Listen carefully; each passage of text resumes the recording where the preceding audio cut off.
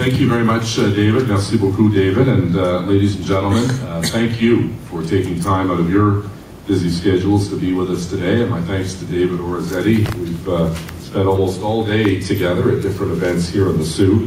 And also to Darlene Watman, our facilitator for this evening. And Kathleen Blinkhorn, who is our Assistant Deputy Minister of Housing, who is also with us at the head table. As David pointed out, this is somewhat of a historic event because it's the very first consultation session that we are hosting as we formulate a long-term affordable housing strategy for the province of Ontario. And earlier today I was at City Hall where we announced the funding, permanent funding for the rent bank program that many of you certainly may be aware of. But the primary purpose of my trip to Sault Ste. Marie is tonight's session. For the next couple of hours, we're going to be asking for your wisdom and your ideas on how we can develop a long-term affordable housing strategy for the province of Ontario. David was modest. He too was a member of the Premier's Cabinet Committee on Poverty Reduction. And if you participated in those sessions, you will recognize that while housing was always coming up at those meetings, we kept saying we're putting housing off to the side a little bit because there was a separate standalone consultation process that we wanted to have because we felt housing was so big an issue and so important that it was important to have a standalone session. So that's why we're here today. It's about listening and working with our partners to develop a new long-term affordable housing strategy to make it easier for Ontario families to find and maintain affordable housing. The strategy will provide a framework for affordable housing in Ontario over the course of the next decade. And we're looking forward to you, our partners and stakeholders, to provide pragmatic, specific, and affordable solutions to assist in building this plan.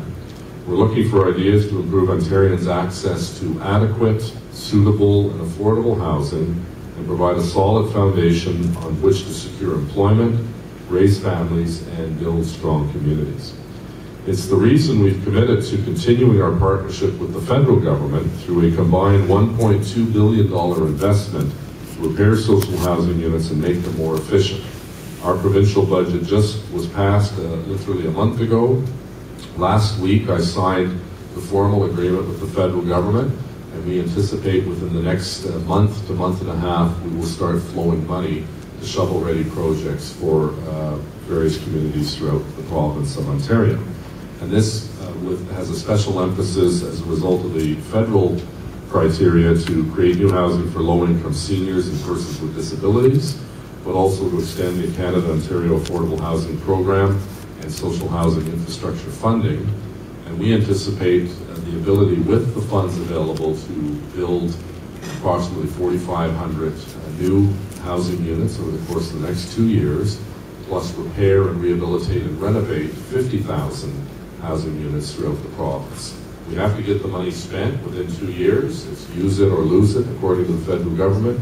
So we've already been in touch with a number of groups and housing service managers to let them know of my personal interest in making sure that we don't return $1 to the federal government because the need is great, and we're going to make sure that those units are built. We've made significant accomplishments right here in Sault Ste. Marie, thanks to the leadership of local MPP David Orazzetti. Starting with the Canada-Ontario Affordable Housing Initiative, we've approved over $2.1 million in funding for 188 units of affordable housing and allocated an additional $336,000 for housing allowances. Sault Ste. Marie receives over $165,000 annually to supplement the rent of low-income individuals and families under the Strong Communities Rent Supplement Program. And our rent bank that we announced today has to date helped over 402 families stay in their homes since 2004. The city did receive also $350,000 for the creation or rehabilitation of affordable rental housing, and Sault Ste. Marie has received over $850,000 in last year's provincial budget to make necessary and urgent repairs to its social housing stock.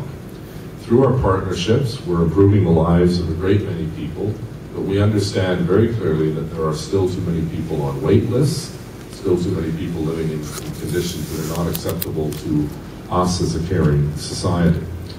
My work as Minister of Municipal Affairs and Housing has taken me all over the province, and I've seen firsthand the profound impact adequate, affordable housing has on individuals, families, and their children.